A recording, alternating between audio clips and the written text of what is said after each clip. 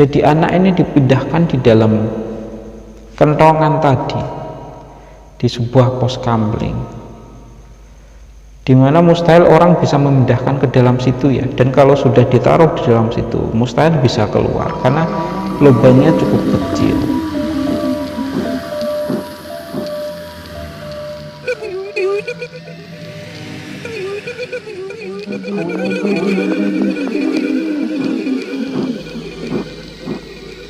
Alhamdulillah. Assalamualaikum warahmatullahi wabarakatuh. Sebelum memulai cerita, saya ingin mengucapkan terima kasih kepada teman-teman yang telah mau mengunjungi channel kami yang sederhana ini. Selamat datang. Semoga terhibur, semoga mendapatkan manfaat. Saya juga ingin mengucapkan terima kasih sebanyak-banyaknya kepada teman-teman yang telah mau mensubscribe, memberikan like, berkomentar, atau bahkan men-share cerita-cerita yang saya bagikan. Langsung ke cerita. Cerita yang saya ceritakan kali ini berhubungan dengan jin ya. Jin yang biasanya berada di masjid. Banyak sekali cerita yang berhubungan dengan jin yang memang sebagian dari mereka ini ada yang tinggal di masjid ya. Dan saya ingin menceritakan beberapa di antaranya. Nah, cerita yang pertama yang saya ceritakan ini adalah cerita yang dulu sangat viral ya. Kejadiannya sangat viral dan diceritakan di mana-mana. Dan memang kejadian ini sebenarnya tidak hanya terjadi di satu tempat, tapi terjadi di beberapa tempat. Itu kisahnya sekitar tahun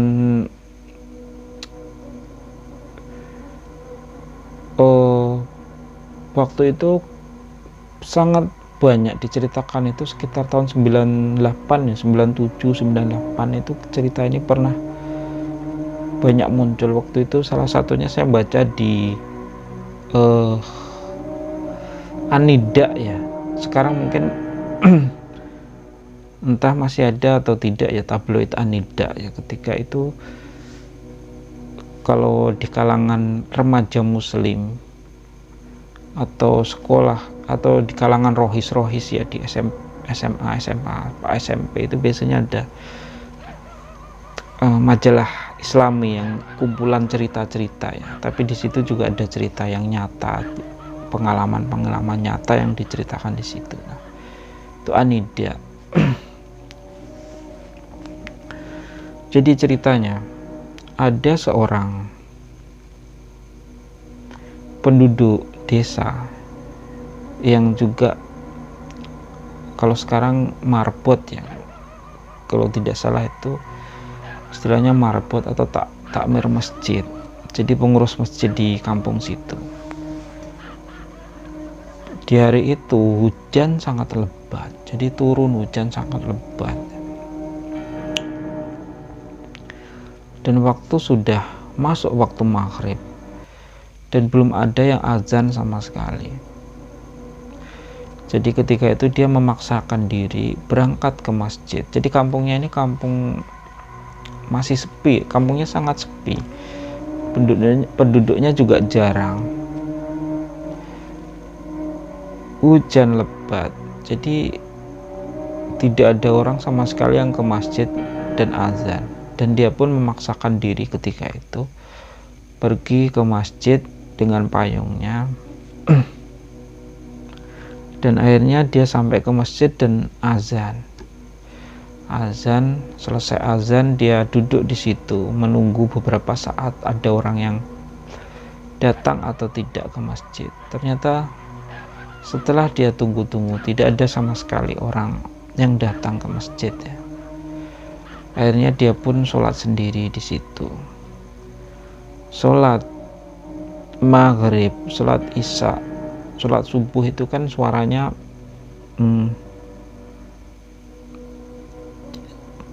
apa istilahnya, agak dikeraskan ya.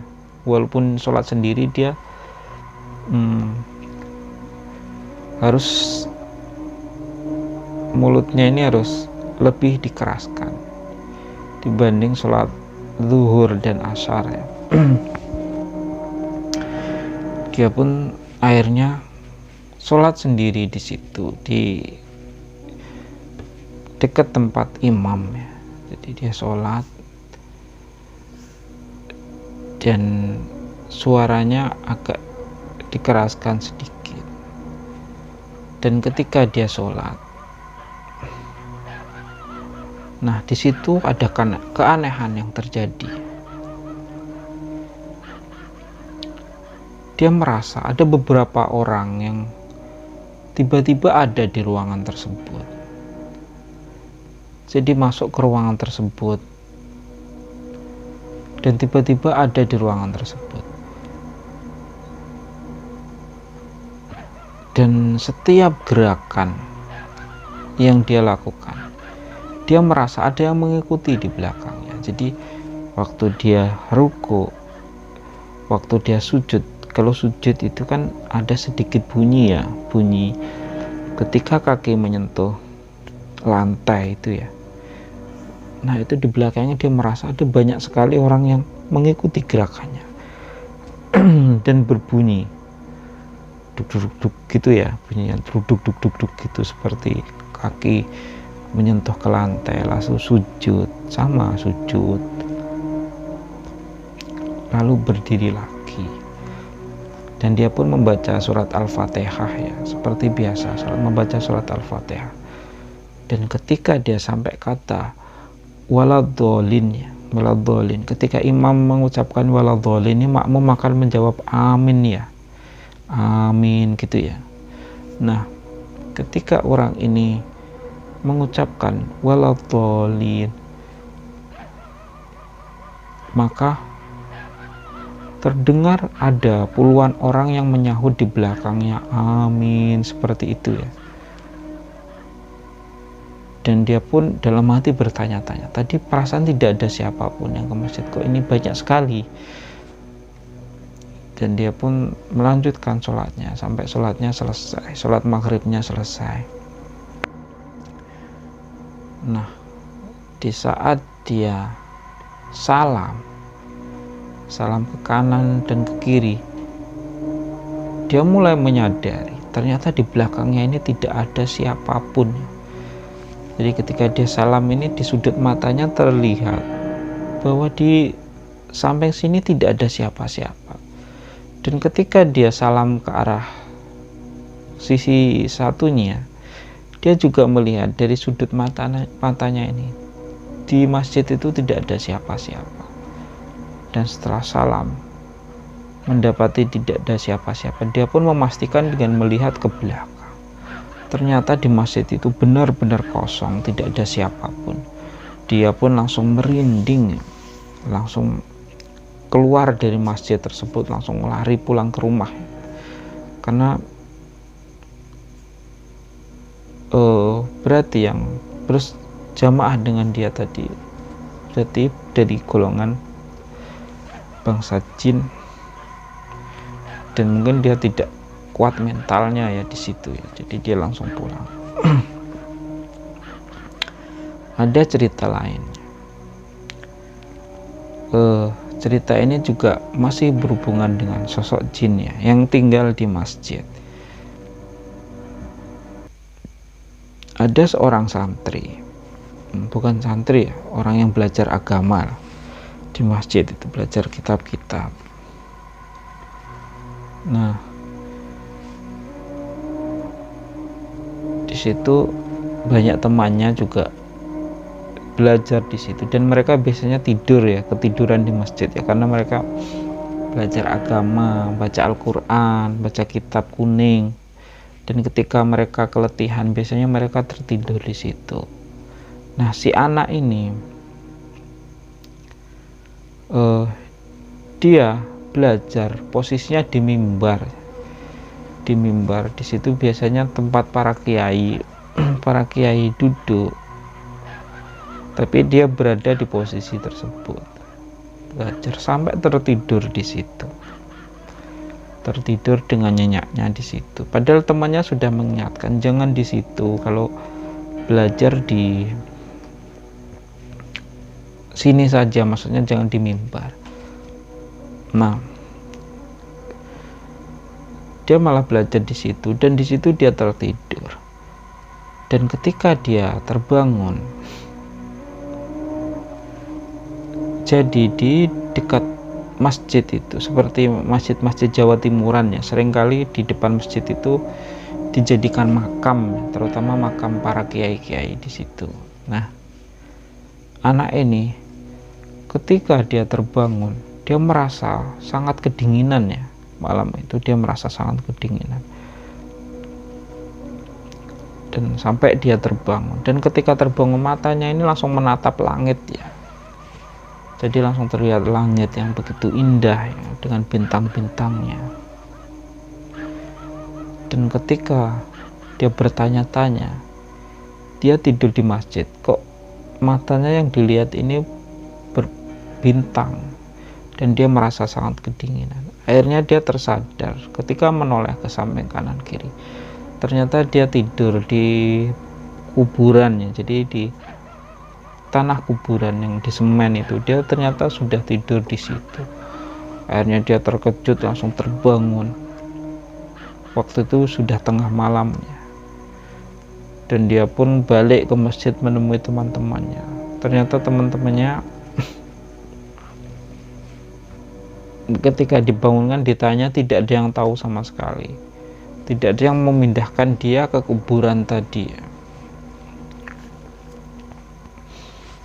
Dan temannya pun bercerita, oh kalau orang tidur di mimbar tadi memang seringkali seperti itu. Jadi ada jin di masjid tersebut yang memindahkan dia ke kuburan atau ke lokasi lainnya. Nah, ada cerita lagi. Cerita kali ini di masjid tempat saya ya. Dan di situ kakek saya sering cerita, di situ di masjid itu ada jin namanya adalah pokoknya namanya di situ. Dan biasanya dia tidur atau suka di pojokan masjid situ ya. Dia suka duduk, atau kalau sholat atau apa dia ada di pojokan situ. Jadi kalau di suatu pojokan di masjid situ. Jadi kalau tidur di masjid jangan di situ, apalagi ngiler ya, jangan sampai tidur di situ apalagi sampai ngiler. Nah, ada seorang anak, dia jadi ketika itu seringkali anak-anak itu kalau bermain itu di masjid ya. Waktu saya masih kecil itu, kalau anak-anak itu bermain seringkali di masjid. Pokoknya masjid ini tempat berkumpulnya anak-anak, remaja, dan orang dewasa ketika itu. Jadi di terasnya itu biasanya anak-anak main. Kalau malam minggu itu biasanya sampai ketiduran dan tiduran di masjid. Dan orang tuanya biasanya tidak terlalu khawatir kalau anak ini tidur di masjid, karena ya pertimbangan banyak ya pertimbangannya. Kalau di masjid itu kan mereka juga sambil belajar ya, diajari kitab-kitab atau apa. Nah, anak ini ketika itu tidur di pojok situ ya, dan dia tidur ngiler lagi. Nah, ketika dia bangun, dia merasakan sangat kedinginan, dan ternyata dia dipindahkan ke jeding. Jadi orang situ kalau menyebut kamar mandi itu jeding ya, jeding itu kamar mandi di dekat kolah, apa di dekat bak mandinya itu yang dari semen itu, di semenannya itu. Jadi dia kedinginan dan terkejut ketika itu, dan ketika bangun dia ke masjid, di situ tidak ada siapa-siapa. Dan ketika ditanya ternyata tidak ada sama sekali yang memindahkan dia ke sana. Jadi kata orang yang tahu, dia pasti dipindahkan jin ke sana, karena biasanya orang yang tidur seperti dia di pojok itu atau di lokasi masjid tiduran sampai ngiler atau apa, itu memang biasanya dipindahkan seperti itu. Nah, ada cerita yang terakhir ini. Cerita ini diceritakan oleh guru saya. Terjadi di Jawa Barat. Ini yang paling parah ya. Yang paling parah. Jadi ketika itu ada seorang anak di kampung situ. Ada seorang anak yang tidur di masjid. Dan dia selain ketiduran, dia tadi yang ngiler tadi ya, sudah ketiduran di masjid. Dia ngiler mengotori lantai masjid dan di bagian dalam masjid. Akhirnya dia dipindahkan ke suatu tempat yang lumayan ekstrim ya. Jadi ketika dia terbangun, dia berada di dalam kentongan. Bukan kentongan di masjid itu, tapi kentongan itu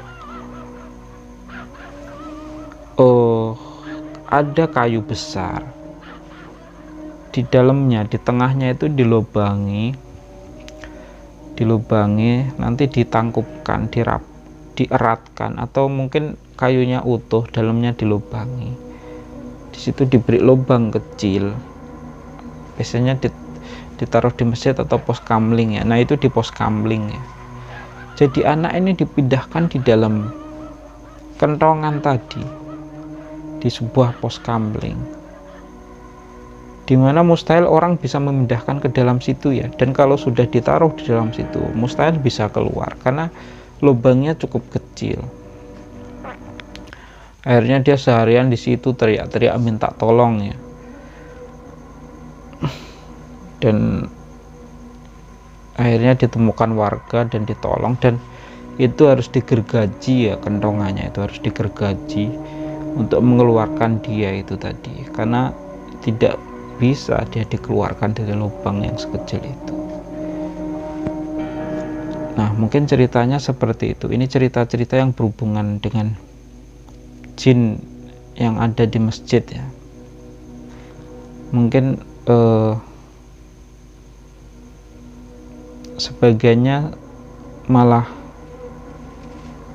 lumayan lucu ya,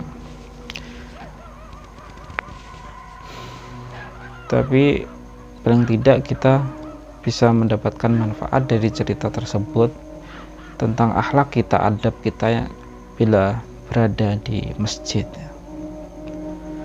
Mungkin itu saja. Wassalamualaikum warahmatullahi wabarakatuh.